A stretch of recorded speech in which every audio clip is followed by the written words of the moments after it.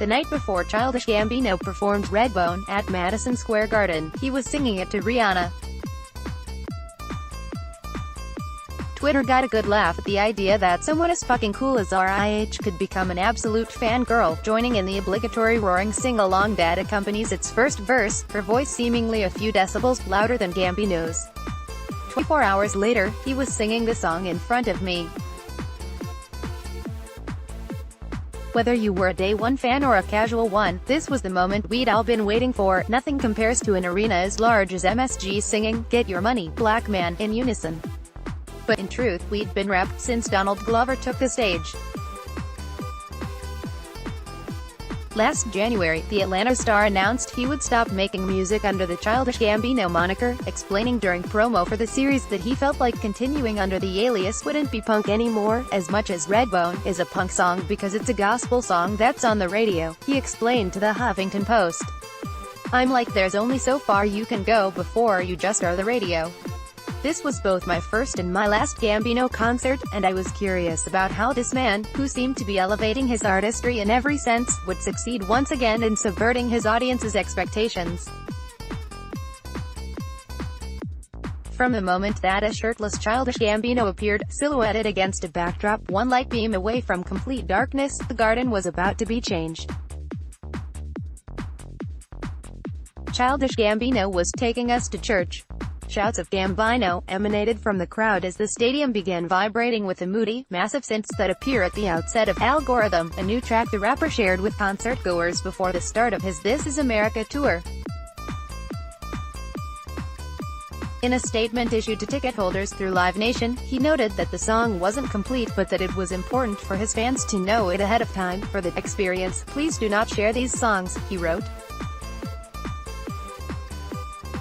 "Keep this within our community." For 2 minutes, Gambino stood still, decisively not singing over the track.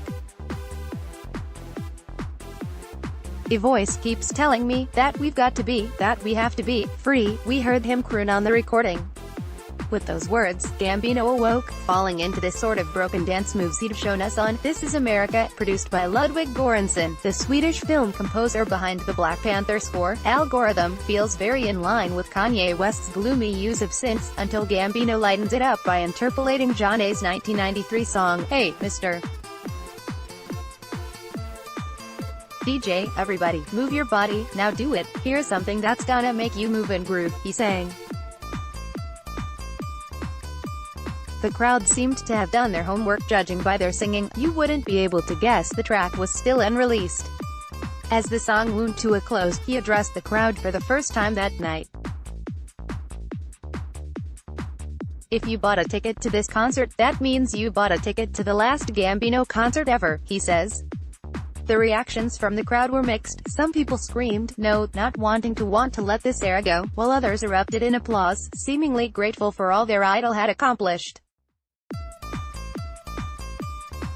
"For me, there was something about this being my first and last Gambino concert that made it bittersweet. I wanted to see what everyone around me had known for years." Before continuing, he made a single request of the crowd, one which might have gone over smoother a decade ago: no recording. "This moment is for us right here, not for them out there. This is not a concert. This is church," he says. "If you're not here to enjoy yourself, you should go home right now." Later in the set, the crowd erupted to 2013's World Star, one of his early hits in a time capsule for when World Star hip-hop ruled video content. For a second, I was triggered. For as long as I could remember, the phrase, "World Star," had only been screamed before events that prompted your fight-or-flight response. The crowd was getting riled up, and subdued mosh pits start to form on the arena floor. A woman sitting a few seats over pelted a pair of black panties toward the stage. This may not have been the brawl World Star hip-hop is known for, but the energy inside the arena seemed to trigger something in Gambino, too.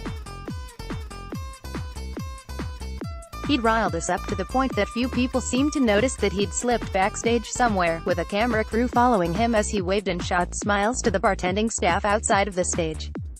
The backstage footage, as candid as it seemed, was a reminder that Childish Gambino wasn't just a rapper or singer, he was Donald Glover the actor, too.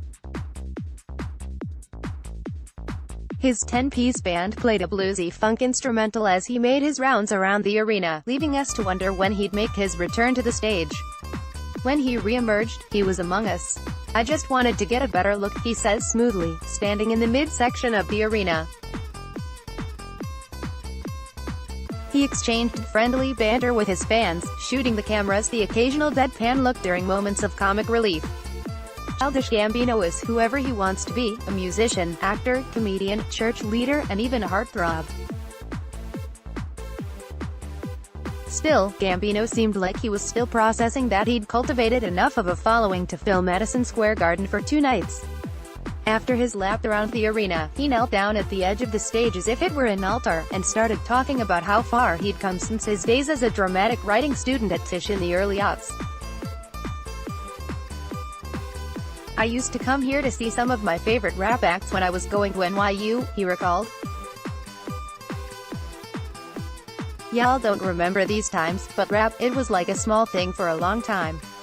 Even when I was a kid, people were like, yeah, that's what kids do." Here, he paused and looked up at the crowd. "Be yourself because dreams come true." Next, he reimagined his Funkadelic-inspired 2016 song, Riot, as if it were for a black church, with a coordinated hand clap and foot stomp only the Holy Spirit could induce.